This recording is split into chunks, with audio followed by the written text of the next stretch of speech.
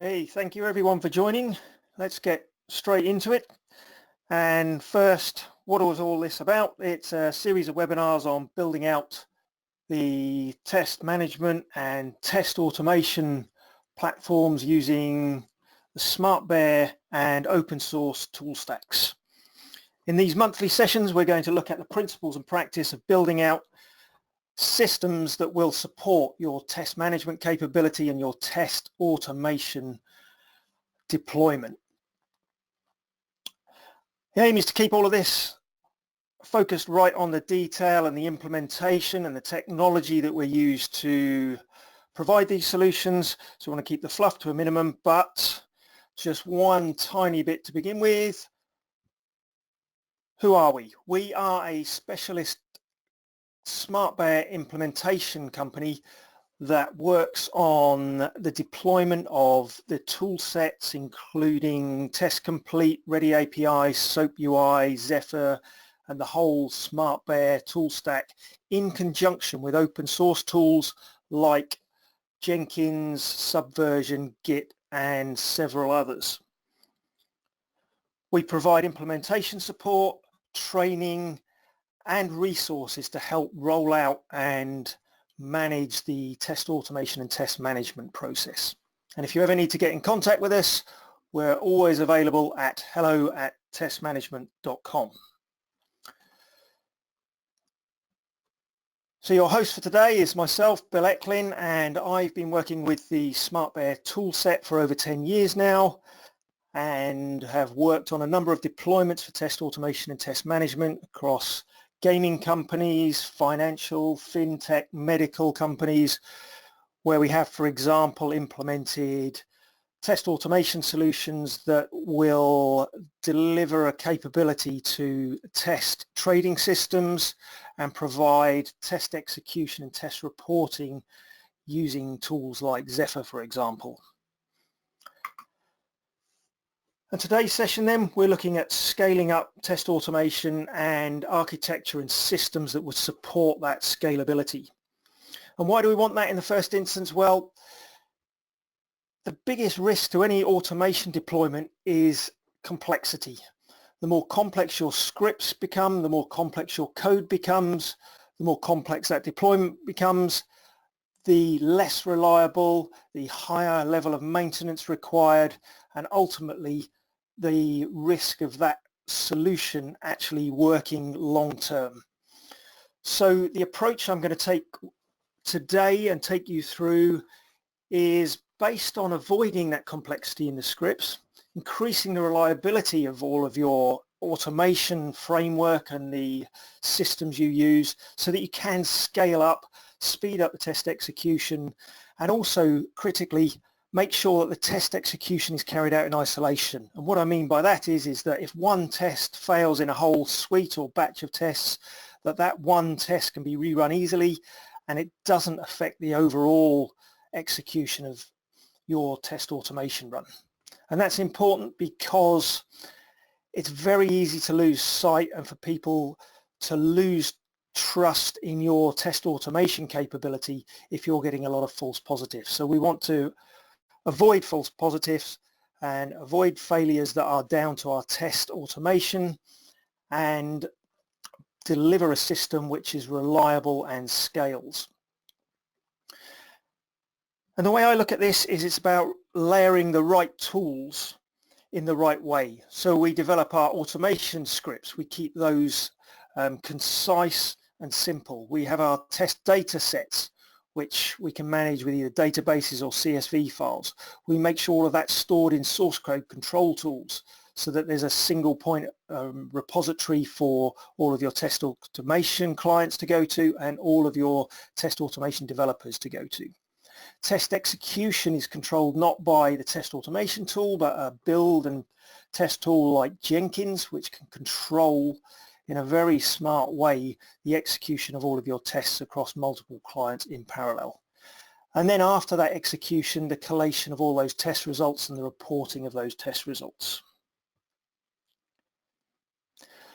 So this demo then, what I want to show you, or what I'll show you first, is this working in practice, and the components we have are based around TestComplete for the creation of those scripts. And I actually used a quick record and playback session here to record a record entry into a CRM system, and then tweaked it a little bit for some data-driven stuff.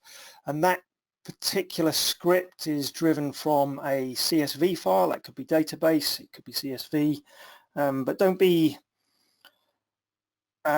fooled by the simplicity of this data set. This is the same approach I've used in trading systems, where we're feeding in thousands of trades and we're using, records which have hundreds of data points. But to keep this simple script in TestComplete, simple data set. All of that script information, all of that data is fed into a central repository using either Git or Subversion, so that we have a single point for all of that test data and test scripts. And that gives tools like Jenkins, where we can configure an execution job to run all of those scripts and deploy all of the execution to a various range of clients, which in this case I've set up in Amazon AWS. So I have about 7 clients at the moment that will run tests in parallel, and this could equally be Microsoft Azure, or it could be any other VM technology stack that you happen to use. And those clients we can see all down on the side, right-hand side here, which we'll see the tests running on in a minute. But just to give you a feel for what capability this gives us, we've set up this job, and I can build this job using the data set, the CSV file that I just showed you, and literally on a build, this job, and we'll look at how this is structured in detail in a minute, will execute all of these tests, the scenarios with the data sets across all of these clients. And you can see now that we've got a number of 12 data sets from that CSV file, and Jenkins is off running those data permutations or sets on those clients that we'll see fire up any second now. So whilst that's running, then let's just have a think about the architecture then that we might be using in an environment like this. So what I have is that stack of tools, which includes TestComplete for creating the scripts, and like I say, we want to keep those scripts as simple as possible to ease our maintenance and support of those scripts. We have test data in a CSV file. That could be a database. I tend to prefer CSV because we can create those data sets with perhaps Python scripts really easy, which enables us to scale up and create thousands of data records easily. Or we could use open source tools like Talend, which might suck data from maybe even a production database and anonymize that data, feed it into those CSV files, and reuse live data in our test environment that have been anonymized. All of those scripts and test data then stored in the source code control tool. That could be Git, Subversion, but that gives us 2 important capabilities. One is it allows other testers to either update just the data sets, or other test automation or engineers to start updating or adding scripts as and when we need those. The other point about this is it also gives Jenkins and our execution framework a single point to go to get those scripts. So we write a build script or a test script in Jenkins, which will consist of a number of steps, which we'll show you in a second. And those steps, one of those will be responsible for going to our source code control repository, getting all of that data, getting all of those scripts, and then deploying it to our test clients. And in this instance, you see I've got 3 test clients shown here, and those represent these clients that you can see running down the right hand side here. And once we have those tests running on those client machines, of course when they're finished, we're going to have a pass-fail test result, and Jenkins is then responsible for taking and collating all of those test results and giving us that overall pass-fail test result, which we can then of course feed up to tools like Zephyr. So at this stage then, hopefully this gives you an idea of the overview of how this is structured. Let's look in a little bit more detail at each of these individual components. And what I will do is I'll provide after the webinar a kind of a recipe, if you like, on how to pull all of these components together. I'll give you a high level overview of it and give you those stepping stones to help you construct this sort of architecture. So what do we have then? We have really those 5 or 6 components. The first of those is TestComplete. And yesterday I just recorded a scenario which enters records into a CRM system. I tweaked it with 2 tweaks. One was to add an if-then statement so that it will only run test data records that have an enable flag set in our test data. And this allows us to, at a later stage, select which data set or which row from this CSV file runs on which client machine. So that was the first change. The second was to add a data-driven loop around that, so that loop will go through all of these records and it will run only the ones that have the enable flag set. And what we do is using these tags, we'll turn on and off these enable flags to run them on the right machines.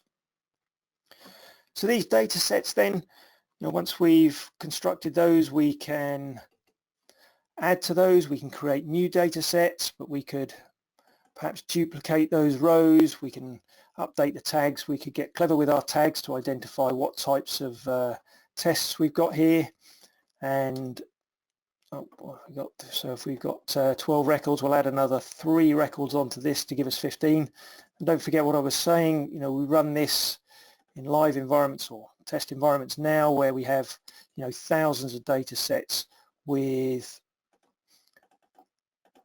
not just 7 values as we've got here, but with over 200 data sets for a particular trading system that this is running against.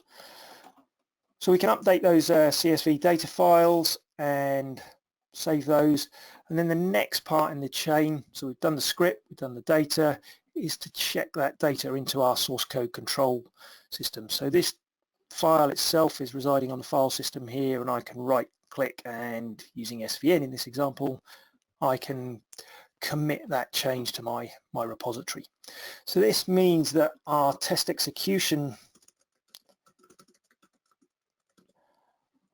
when it runs on those machines, will have another few permutations or data sets to run from.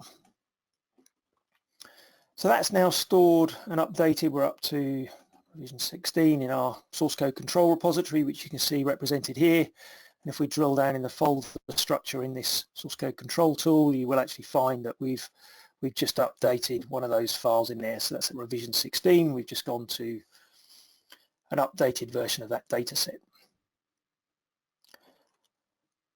So with everything in our source code control tool, both the scripts from TestComplete and our CSV data files, we'll want to configure a job in Jenkins that will run all of these permutations and scenarios on the various client machines that we have all configured over here on the right. Now if we quickly scan through this multi-config job, and it's a special type of Jenkins job using a plugin called the multi-config plugin, and this allows us to create a grid, if you like, of tests and data sets that are going to run across different client machines that we've configured in Jenkins. So we scan through this job quickly, and Jenkins is configured to run all of these jobs. We define the data file we want to run, and by creating this as a parameter in the build step, we could add other data files in here if you wanted to. So we could have data for invalid records, for example. So we've got our valid data set there, some invalid data sets here, and we'd add an invalid data set as part of that in our source code control system. We allow Jenkins to run these jobs concurrently, because this one job, when we run, will spawn multiple jobs, 7 jobs in fact, that will run across all of these machines. So we allow them to run concurrently and in parallel, and we also specify that this job needs to run on the master. So whilst this main job will run on the master, the rest of the jobs that are spawned will run on all of these client machines over on the right hand side. So we connect to the source code control tool, which is Subversion, which is running on my laptop in this example, and Jenkins will go and get our test data and our scripts for TestComplete, and it will deploy them at runtime to all of those machines. We have the configuration matrix. This is a particular plugin for Jenkins which allows us to distribute all of our tests across these different machines. And why this is so clever and so useful for us in the test environment is because, well, as it says, we can create a matrix of tests. So to give you a feel for how that works, that matrix, as I was saying, will allow us to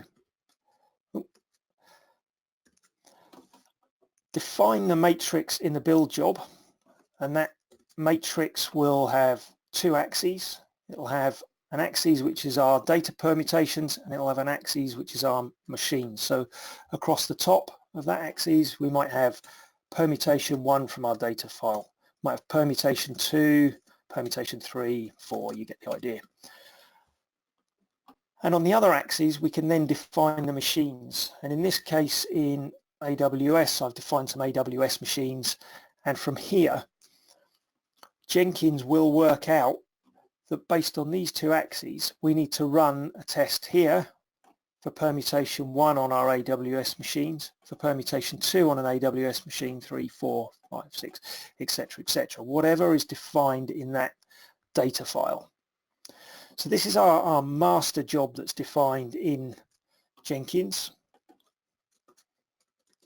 And at runtime, when we deploy and execute this job, what we get is Jenkins creating a number of slave jobs that will run each individual test on different client machines. So we have all of these AWS client machines set up. I've got 7, but 4 here. And at runtime, Jenkins will take each of these and say, right, I need an AWS machine for permutation 1. I'm going to run that over here. I need another AWS machine for permutation 2, and I'm going to run that over here on this machine, and etc., etc. And it will run all these permutations until it runs out of machines, and then it will queue up the other permutations and wait until these other machines become available. So Jenkins is very clever at managing this distribution of tests across all our client machines. So what does it do when it creates all of these spawned build processes or test runs?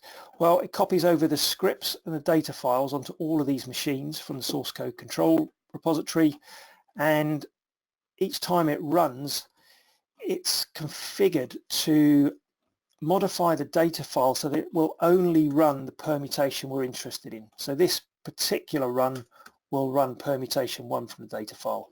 This particular one will run permutation 2 from the data file, for example, and so on and so on.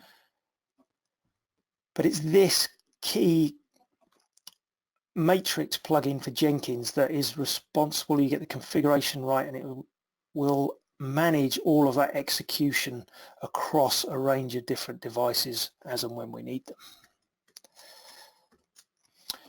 So those two axes are defined here. So we define one user axis, which is our tags, which responds to the tags in our data file. And I'm going to add a couple of other tags in here now that we've added to that data file. We can do this automatically, but just for demonstration purposes. So that increases the number of permutations across the tags axis. And on the slaves axis down the left-hand side, we just specify at the moment that we want to run on AWS machines.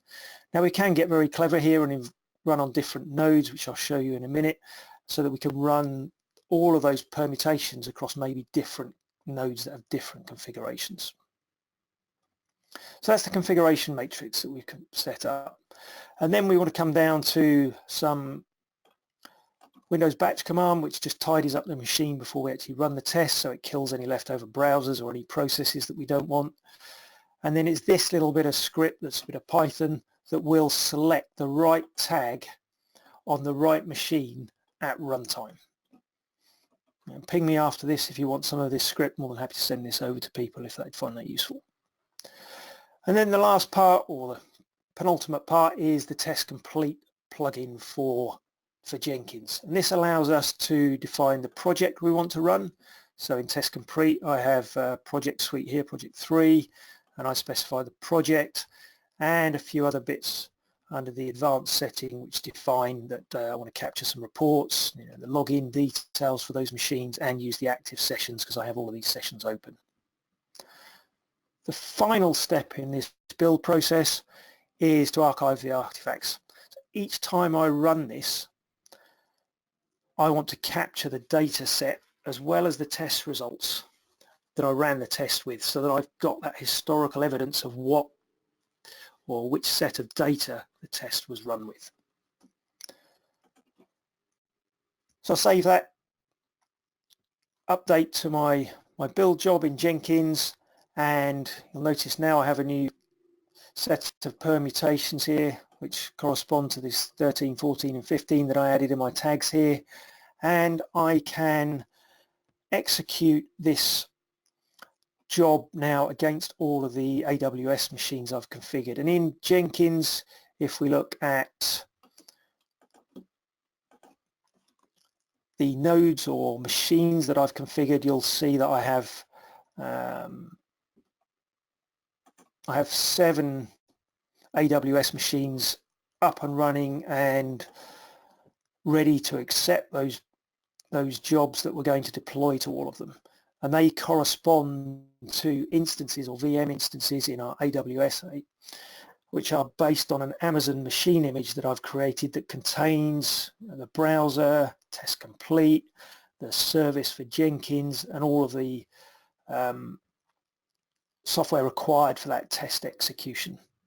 Now we can get clever with this and run these up automatically with another plugin, which we'll talk about in a different session. But just bear in mind that these are just, it's an image I've created. I can run these images up and I can scale these AWS machines, at will if I want to increase my test capacity as I build up the number of permutations or scenarios that I've created. So let's look at that in practice then. So if we run that build job, what you'll see is in our build execution queue down here, and our execution status is that all of these jobs get scheduled for execution and start running on these machines. So if I come back to my multi-config job, I click on build with parameters, I can select the data file. If you remember, I updated this. This is a parameter I can add in. So this is saying I want to use that data file, corresponds to that, corresponds to CSV. And we click on build, and Jenkins goes off and now sets 15 slave processes and will run and schedule each of those against all of these machines. So you can see here we've got 15 tags to run, and if I come and look at my Jenkins main page, you can see all of those jobs, or those child jobs, slave jobs created in Jenkins. Some of them are queued because we don't have enough machines at this stage, and some of them have already started running on these machines, and you can see those firing up, and it's logging into a CRM system, adding a record, and then logging out again. So we've got 7 tests running in parallel. We've got permutations 9, 10, 13, 14 and 6. Jenkins is just doing those at random, so we've got 9, 10, 14, etc., etc. If we go back to the job itself, what we can see is each time we run it,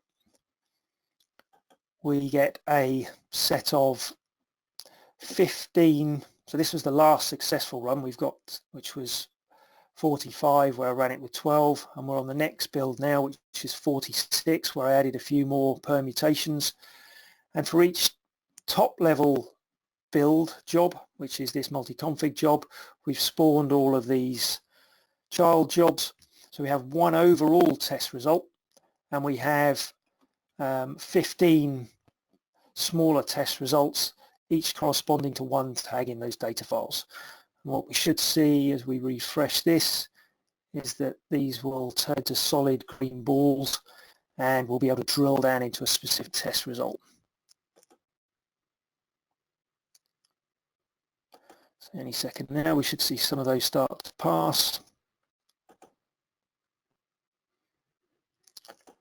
So what Jenkins has done is each time it's spawned one of these jobs, it's copied all of the scripts, all of the data files onto a machine. It's run that job.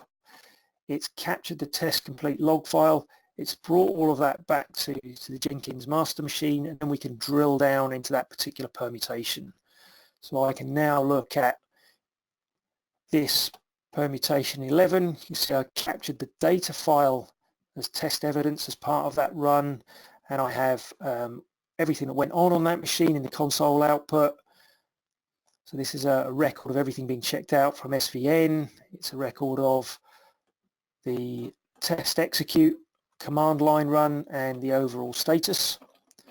I also have the parameters that I ran this with, so it tells me which data file I ran. So you remember we set data file as part of the build run. And we also have the TestComplete test results. So we can drill into those, and we can actually see from within Jenkins all of the test steps that we used as part of that one test run where we entered that CRM record. And if we drill in on some of those, you can actually see that record for that particular permutation from the data file being entered into that CRM lead entry screen.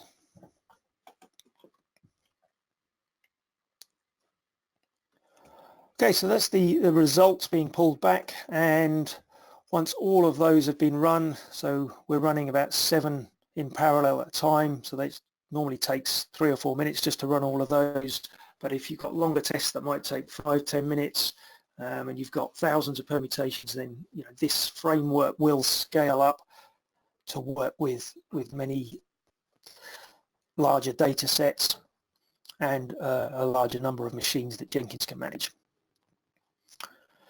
So all of those have run, we'll get an overall test status for that particular run 46, and Jenkins is also capturing all of that test result information and bringing it back. And in a future session we'll look at how we can aggregate all that information and feed it up for reporting in tools like Zephyr, for example.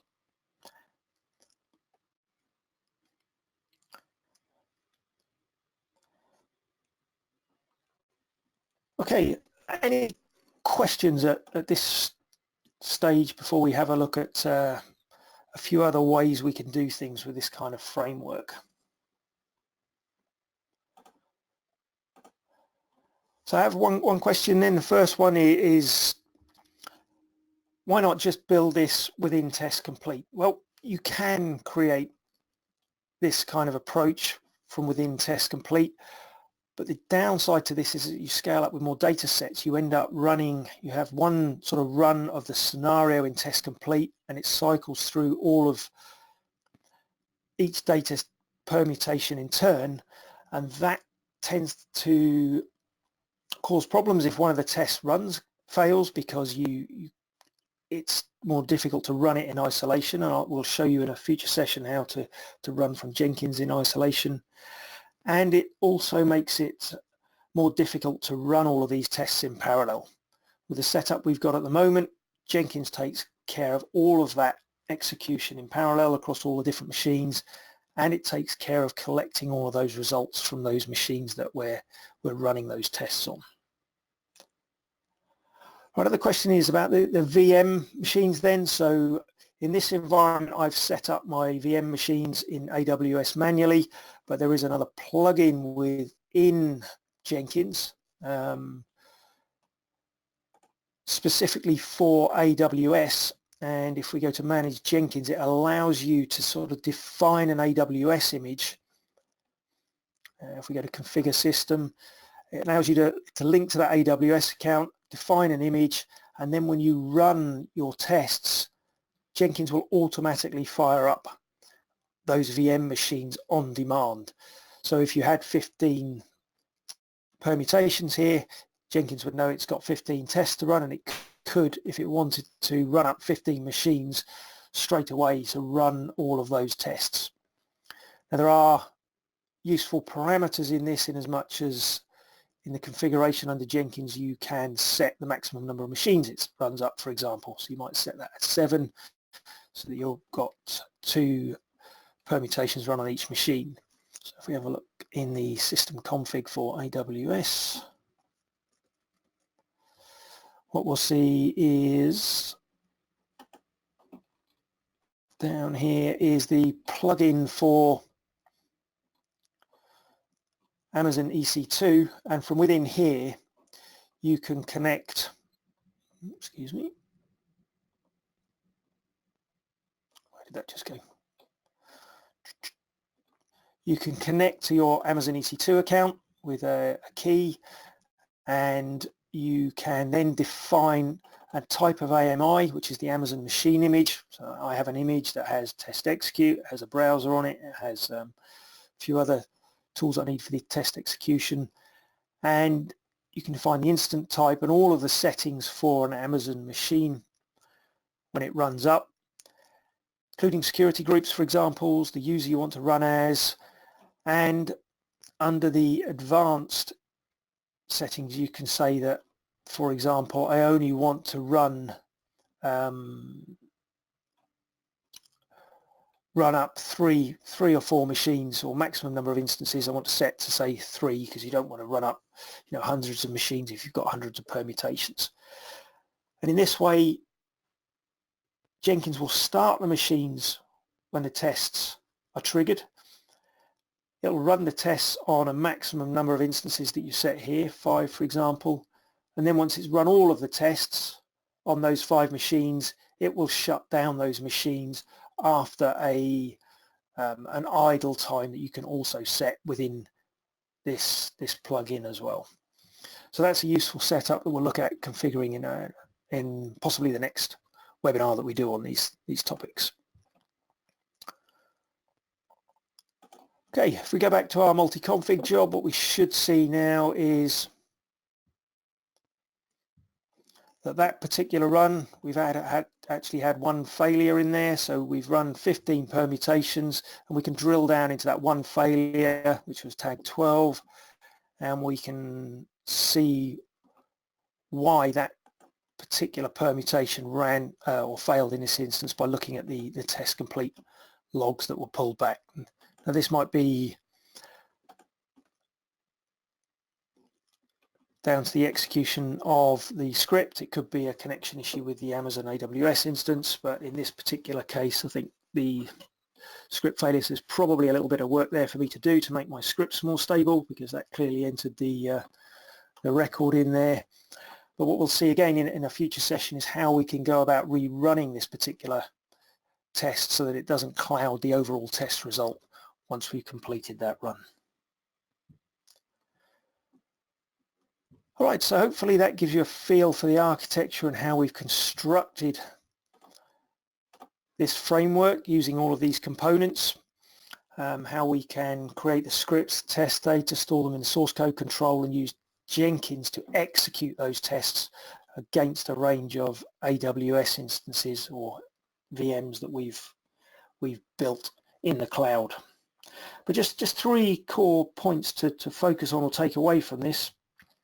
What we're looking at is using the right tools to do the right job. We're not building the execution component into TestComplete. We're using Jenkins to deal with the execution, because it's very good at managing all those slave machines and deploying those tasks and those tests to all of those machines and pulling back the test results. We're using TestComplete to create the scripts because it's good at test automation and data entry and creating the checkpoints and the running of those tests. We're storing the test data in tools like CSV or databases so that we can manage the version of that data set in source code control tools, and we can see how a test run has changed from one run to the next. Maybe the test data has changed and that's had an impact on the test results. The second point I want to get across is this concept of using tags. I mean, I've used a very simple tag structure in here, but we could equally build this out and add other tags in here. So we might have mail. We might set all of these as a very simple example. Use another tag in here so that we can tag all of the mail records in here. And then in the Jenkins job, when we run it, rather than run against all of these, we could specify another parameter. So at runtime, we come in here and we build this multi-config job. We can define another parameter that says, okay, I want to further filter it. I want to select this data file, but I want another parameter drop down here that says I only want to run all of the mail permutations or data sets, data records from within this data file. So we can we can structure this and we can get more granular as it grows. If we've got thousands of records, we might want to come in and only run a subset of that data set at execution time. And also the third point then is each time we run these scripts, we capture not only the test result, but we have the ability to capture the data files that were used at runtime. So Jenkins is automatically capturing all of our test evidence and test run data that we need to. So I can view the data file, for example, that was used in this particular execution on that particular machine at that particular time, and I can look at the changes and the actual versions of the data file and the TestComplete scripts when we executed that particular run. So that architecture gives us those three benefits. We focus on using the right tool for the right job. We're using that as tags to be able to filter and slice and dice all of what our tests that we want to run, and we've got all that test artifact data and test result evidence stored in each of those Jenkins builds. Okay, if there are no other questions from that, then I think we'll start to call this webinar to a close, and I'll send out recordings and some recipes, if you like, on how to build this architecture and this system after the session, if you want to drop me an email at hello@testmanagement.com. But in the next webinar, what we're going to look at is the concept of merging test results and writing them to test management tools. We'll look at adding new scripts, managing the client VM machines in a smarter way, and rerunning those failed tests that we just saw so that we can isolate failed tests and rerun those to see where those errors are. And also what I really want to get into is using this similar sort of architecture to run API tests using SOAP UI and Ready API too. So just finally, if you want to drop me an email at testmanagement, hello@testmanagement.com. I can drop you the webinar notes. We have a range of free courses that cover intro to TestComplete, intro to Subversion, intro to Jenkins. They're all off our test management site. So if you go to testmanagement.com, you'll see there is a section on there for our free e-courses, which covers the introduction topics for a lot of things like testing with Jenkins, Jira Basics, building frameworks, SVN, and TestComplete, for example. And soon to add to that, we'll have Git. So we'll have a good range of introduction courses that you can sign up for free on the test management website. And finally, I'd really love it if I got a bit of feedback. Again, hello@testmanagement.com. I'd love to know if you think we're on point for the topics we're covering here, what other topics you'd like us to cover, and what we should be building into our future webinars, which we're going to be running on a monthly basis from here on in. So until next time then, enjoy the rest of your day, and we'll see you for the next installment. Thank you very much.